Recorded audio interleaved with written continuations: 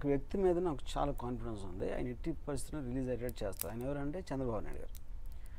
దానికి కారణం ఏంటంటే ఆయన చీఫ్ మినిస్టర్ ఆయన గవర్నమెంటు ఒక లీగల్గా ఒక సినిమా రిలీజ్ అవుతున్నప్పుడు రౌడీజం నుంచి గొడవల నుంచి కాపాడాల్సిన బాధ్యత ఆయనకు ఉంది. సో అందుకని ఆయన ఎట్టి పరిస్థితుల్లో ఈ సినిమా రిలీజ్ అయ్యేటట్టు చేస్తారు అనేది నా నమ్మకం. ఆయన మీద నమ్మకంతో 29th గ్యారంటీగా అవుతుంది అని నా feeling.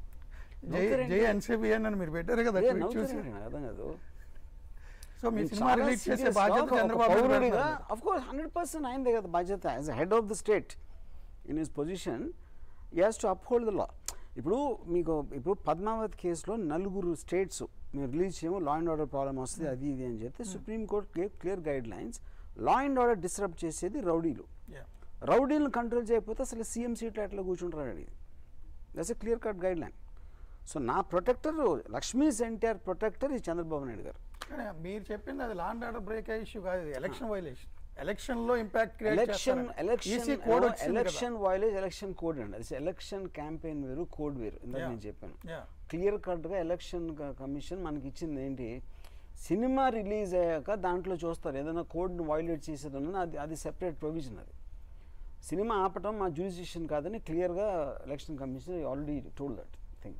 So Chandrababu government executive వేరు, ఎలక్షన్ కమిషన్ వేరు, సెన్సార్ బోర్డు వేరు. Don't mix up all this. ఒకసారి కోడ్ వచ్చిన తర్వాత అన్ని గవర్నమెంట్ డిపార్ట్మెంట్స్ కూడా అన్ని విభాగాలు కూడా ఈసీ పరిధిలోకి వస్తాయి. ఎలక్షన్ ఇన్ఫ్లుయెన్స్ చేసే మెటీరియల్ అది కరెక్ట్ అండి, కానీ ఈసీ పరిధిలో సినిమా లేదు. అది ఆల్రెడీ నేను కాదు ఆయనే చెప్పారు. ఈసీ పరిధిలో సినిమా లేదు, కరెక్ట్. ఇప్పుడు మీడియా కూడా ఈసీ పరిధిలో ఉండదు, కానీ మీడియా ఎలక్షన్ ఇన్ఫ్లుయెన్స్ చేసి కాదండి. ఎలక్టోరల్ ఆస్పెక్ట్ వాళ్ళ పరిధిలో ఉంటాయి. లా అండ్ ఆర్డర్ ఈసీ పరిధిలో ఉండదు కదా. Law and order is government executive sir. ఇప్పుడు పొలిటికల్ గా మర్డర్లు జరుగుతున్నాయి. అవును, గవర్నమెంట్ చేతిలో ఉన్న ఎస్పీ తనకు అనుకూలంగా ప్రభుత్వం జరుపును ఉంటాయంటే కుదరదు. ఈసీ ఇన్వాల్వ్ అయ్యి రిపోర్ట్స్ తను తెప్పించుకుంటుంది. ఓకే, పర్టికులర్ దానికి రిలేటెడ్ ఉన్నప్పుడు you might be have to inform all concern. కానీ పరిధి వేరు, ఇన్ఫర్మేషన్ పాస్ చేయడం. లక్ష్మీస్ ఎన్టీఆర్ సినిమా రిలీజ్ చేసే బాధ్యత చంద్రబాబు 100% ఆయనదే.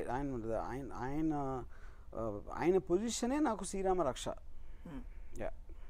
సో సినిమా ఇంపాక్ట్ ఉంటుందా ఎలక్షన్ల మీద? మరి ఆయన రిలీజ్ చేసి ఆయన ఇబ్బంది పెట్టుకుని ఇలాంటి రిలీజ్ చేస్తారనుకుంటున్నాను. అంటే ఇప్పుడు సినిమా ఇంపాక్ట్ అనేదండి టూ పాయింట్స్. అంటే I'm not expert on politics. Voter దేనికోసం ఓటు వేస్తాడు, ఏం ఆలోచన, అంటే ఇప్పుడు జరుగుతున్నది హామీలు ఇచ్చిందంత చేశారా లేదా, లేకపోతే ఇప్పుడు చేస్తారా లేదా అని I'm sure there will be some kind of a thing. కానీ ఒక ట్రస్ట్ ఆస్పెక్ట్ ఉంటుంది ఓటర్కి. ట్రస్ట్ అంటే ఒక పర్టికులర్ మనిషి మీద మీకు ఒక అభిప్రాయం ఉందనుకోండి, సడన్గా అభిప్రాయం మారింది అనుకోండి ఏదో కారణం వల్ల. ఇప్పుడు మీరు నేను ఒక 5-6 ఏళ్ళ నుంచి మన ఇద్దరం తెలుసు అనుకోండి, సడన్గా ఒకరోజు నాకు మీ గురించి ఎవరు ఏదో చెప్పారు, చాలా నమ్మదగిన మాట చెప్పారు. అప్పుడు ఇప్పుడు నాకున్న రిలేషన్షిప్ దానివల్ల ఎఫెక్ట్ అవుతుంది. ఆ డిగ్రీ అనేది సినిమాలో ఉందా, ఎంత ఉంది, ఉన్నది ఎంతమంది మీద ఏ డిగ్రీలో ఎంతమందికి అవుతుంది అనేది నేను చెప్పలేను. అది జోస్యం.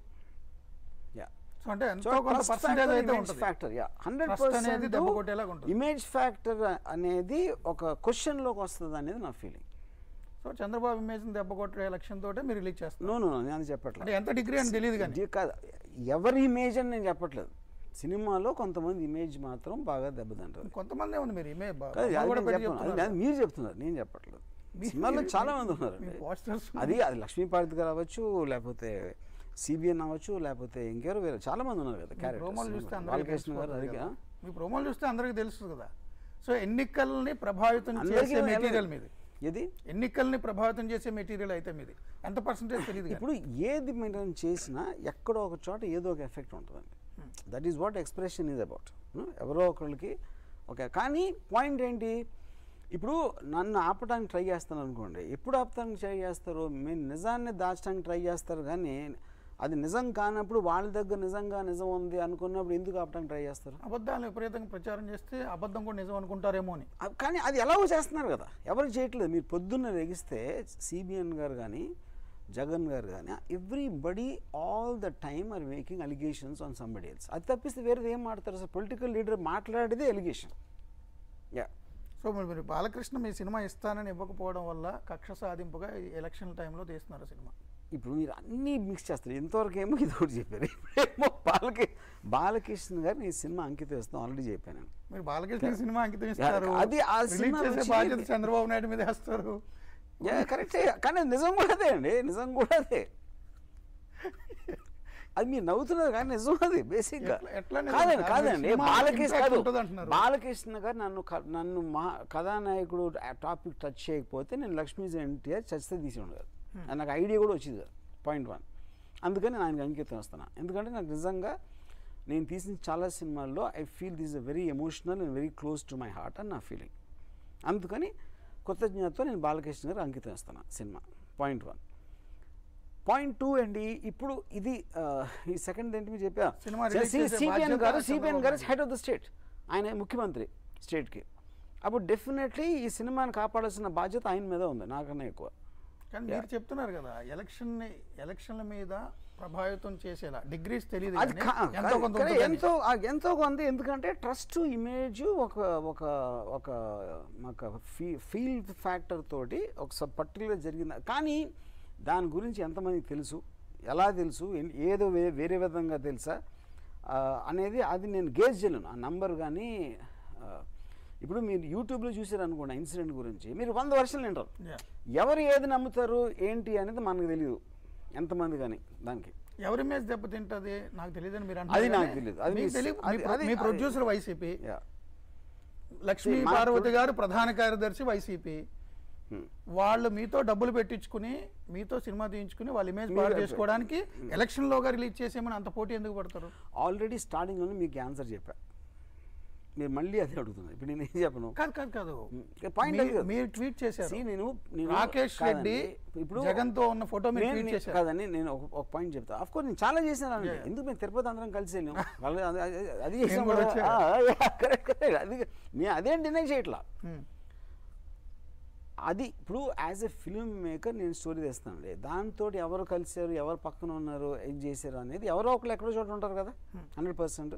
ఒకవేళ రాకేష్ రెడ్డి కాదనుకోండి దీంట్లో ఎవరో ఉంటే అతను బినామీ అని చెప్పారు, 100% వెనకాల ఎవరో ఉన్నారు, లేకపోతే ఎందుకు చేస్తారని చెప్తారు. దానికి నేను ఏం ఆన్సర్ చెప్పినా మీరు ఇనే ఆన్సర్ మీరు వింటారు ఫైనల్గా.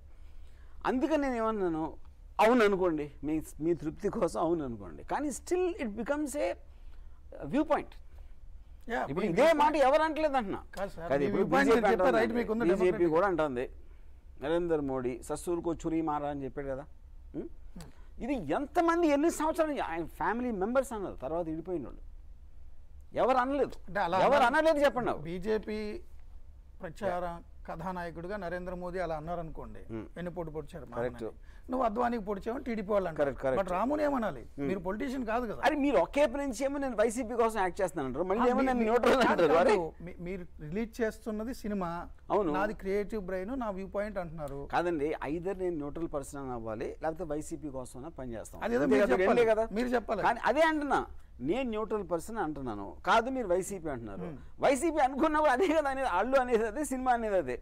దాని తర్వాత నన్ను నమ్మకపోవడం, నమ్మటానికి ఏమి ప్రాబ్లం ఉంటుంది? ఇప్పుడు ఒక వ్యూవర్ చూస్తున్నాడండి, ఐదర్ రామ్ గోపాల్ నిష్పక్షపాతంగా అవుట్ సైడర్గా చెప్తున్నాడు అనుకుంటాడు, లేదా వైసీపీ కోసం చేస్తున్నాడు అనుకుంటాడు. అది అతను అనుకునే దాన్ని బట్టి. కానీ నేను మీరు ఏదనుకున్నా ఓకే అంటున్నా, మీరు ఏదనుకున్నా ఓకే అని మీరు అంటున్నారు. వాళ్ళు అనుకున్న దాంట్లో పాయింట్ ఉంది కాబట్టి ఇప్పుడు కేసులకు వెళ్ళడం, సెన్సార్ ఆపుతానడం అది ఇష్యూ. నేను వైసీపీ మనిషిని అనుకుని కేసుకి వెళ్ళినప్పుడు నరేంద్ర మోడీ మీద ఎందుకు పెట్టలేదు కేసు అంటున్నా. నరేంద్ర మోడీ కౌంటర్ ఎవరు పడితే వాళ్ళు తిడుతున్నారు కదా. ఎవరు? మీరు సినిమా రిలీజ్ చేస్తున్నారు కాబట్టి. నేను ఐదర్ నేను న్యూట్రల్ లేకపోతే వైసీపీకి సంబంధించింది అయితే నరేంద్ర మోడీ లాగా నేను కూడా విమర్శ చేస్తున్నా. న్యూట్రల్ గా అయితే అది మీరు రోజు ట్విట్టర్ లో ఎవరైనా విమర్శ చేస్తారు కదా, చేస్తాను. కరెక్ట్. ఇప్పుడు నరేంద్ర మోదీ